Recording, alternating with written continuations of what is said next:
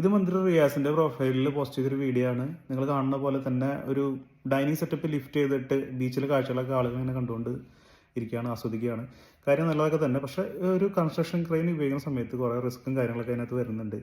ഇപ്പോൾ crane work ചെയ്യുന്ന ഒരു ഹൈഡ്രോളിക് സിസ്റ്റത്തിലായതുകൊണ്ട് അതിനൊരു ഹൈഡ്രോളിക് ഫെയിലിയർ സംഭവിക്കാനുള്ള ഒരു സാധ്യത എപ്പോഴും ഉണ്ട്.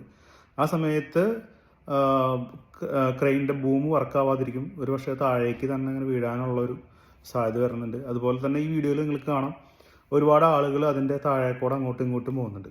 അപ്പോൾ അവിടെയും ഒരുപാട് റിസ്ക് ഉണ്ട്. അപ്പോൾ കാര്യം ഈ സെറ്റപ്പ്, ഈ ഒരു കൺസെപ്റ്റ് നല്ലതാണെങ്കിലും ഉപയോഗിച്ചിരിക്കുന്ന രീതി ഒത്തിരി അൺസേഫാണ്.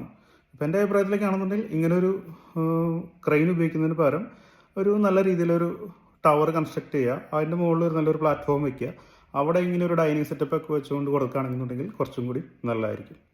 അപ്പോൾ നിങ്ങളുടെ അഭിപ്രായങ്ങളൊന്ന് കമൻറ്റിലിടാം. അപ്പോൾ ഓക്കെ, ബൈ.